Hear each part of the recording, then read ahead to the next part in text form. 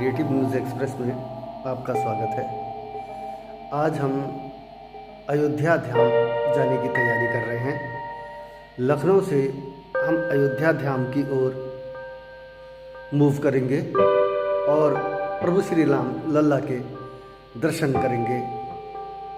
CNE TV आज अयोध्या धाम पहुंचने के बाद आपको वहां के पावन भूमि के अवश्य दर्शन कराएगा और कुछ ज़रूरी जानकारी भी देगा। धन्यवाद। 135 किलोमीटर है ना अयोध्या यहाँ से?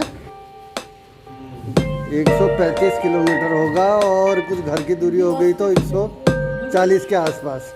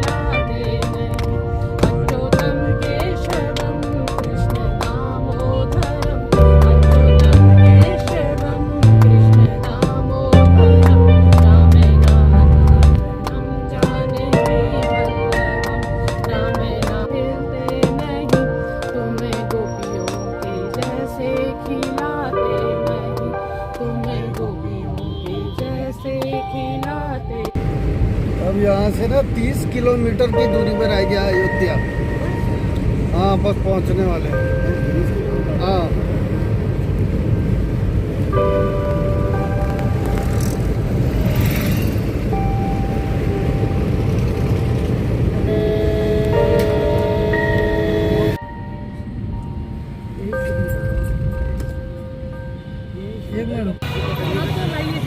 अब हम अयोध्या धाम पहुंच चुके हैं। इस रास्ते से हम मंदिर को प्रवेश करेंगे। अयोध्या बाईपास पर हमने अपनी गाड़ी पार्क करी है और अयोध्या बाईपास से हमें लता मंगेशकर चौक तक जाने को कहा गया। दरअसल रामपथ काफ़ी खूबसूरत बना है और काफ़ी यहाँ स्पेस भी है।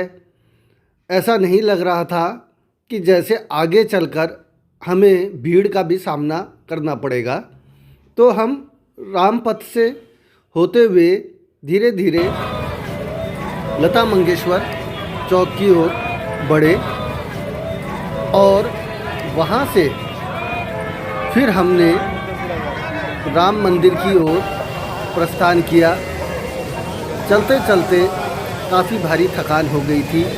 सबसे बड़ी दिक्कत की बात यह है कि यहाँ पर आने जाने के लिए अलग से गाड़ियों की या तो व्यवस्था की ही नहीं गई है और अगर की गई है तो ठीक से किसी को कुछ समझ नहीं आ पाता। ख़ास तौर पे पहली बार जो अयोध्या आते हैं उनके लिए गाइड की व्यवस्था यदि हो जाए तो अति उत्तम रहेगा, क्योंकि बाहर से आने वाले राम भक्तों को उस समय परेशानियों का सामना करना पड़ जाता है जब उन्हें लगभग 3 से 6 किलोमीटर पैदल चलना हो और उनके साथ यदि छोटे बच्चे या वृद्धजन हों या पाँव से कोई अक्षम हो, बीमार हो, तो उसे निश्चित रूप से काफ़ी दिक्कत का सामना करना पड़ता है। हालांकि राम भक्ति में जोश में हम पैदल आगे की ओर बढ़ते चले गए। सुरक्षा बलों की मौजूदगी में हमें राम मंदिर की ओर प्रवेश दिया गया। राम मंदिर पहुंचने पर हमें अपना समस्त सामान लॉकर में जमा कर बताना चाहेंगे कि राम मंदिर दर्शन के दौरान यहाँ लाखों की तादाद में लोग हुआ करते हैं। जिस दिन हम मंदिर पहुँचे उस दिन भी करीबन 5 लाख भक्तों ने मंदिर परिसर के दर्शन किए।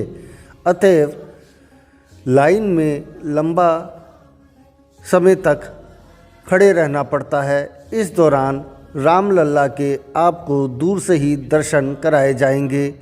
ज़्यादा देर तक आप मंदिर परिसर में रुक नहीं सकते हैं, अतएव आपको काफ़ी जल्दी करनी पड़ेगी। प्रभु राम को प्रणाम करके सीधे बाहर की ओर रुख किया जाता है।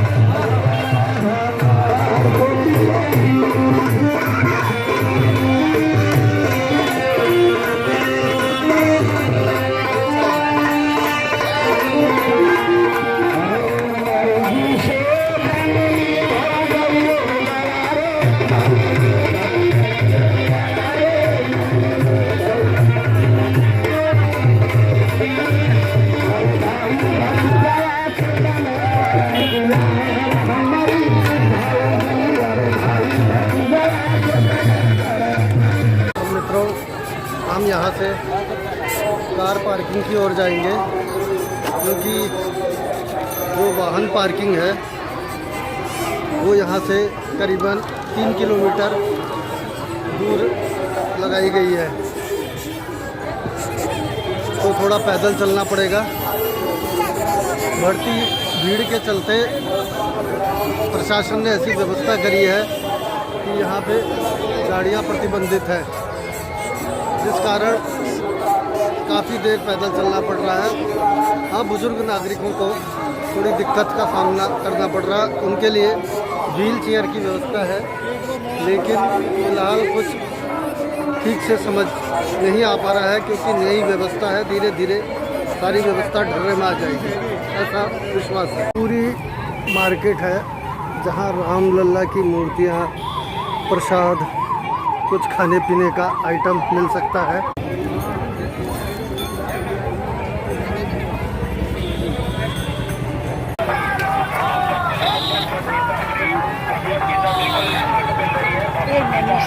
एक बात और बड़ी रोचक बात देखने में आई है, यहाँ किसी भी संस्था का प्रचार हो, चाहे वो बैंक हो, चाहे कुछ हो, या पेट्रोल पंप हो, या कोई प्राइवेट प्रतिष्ठान हो, सब जगह भगवान श्री राम का मंदिर की तस्वीर जरूर है।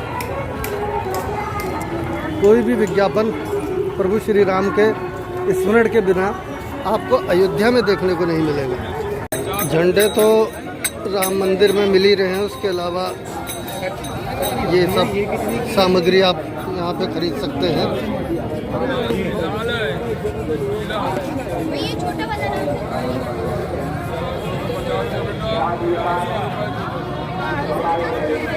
श्री राम लिखे बैग हैं,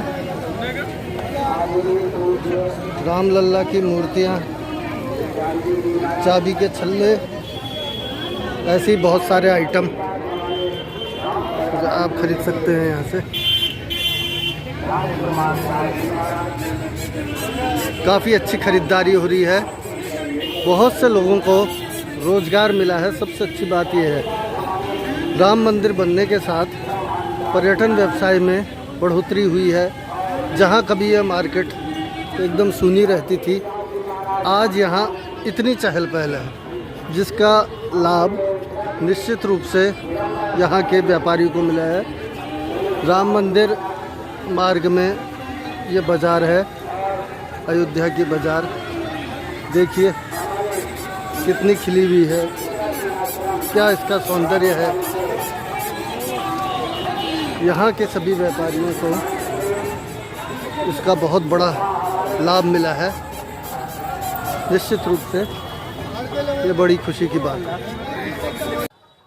अलबत्ता मंदिर दर्शन के बाद हमें अद्भुत सुकून की अनुभूति हुई। इतना ही कहना चाहेंगे कि इस पवित्र धाम में आने के बाद प्रभु श्री राम का आशीर्वाद अपने भक्तों को अवश्य मिलता है। रामलला धाम के दर्शन करने वाले लोग बहुत ही भाग्यशाली हैं। 500 वर्षों के ज़बरदस्त संघर्ष के पास हजारों बलिदान देने के बाद हमने अयोध्या में प्रभु श्री राम की जन्मभूमि में रामलला की वापसी की है। यह सरयू नदी जो आप देख रहे हैं, कभी यहाँ पूर्व शासनकाल में खून की नदियाँ बहा दी गई थी। उन राम भक्तों का कत्लेआम मचा था जिन्होंने प्रभु श्री राम मंदिर के लिए अपनी जान की कुर्बानी दी थी।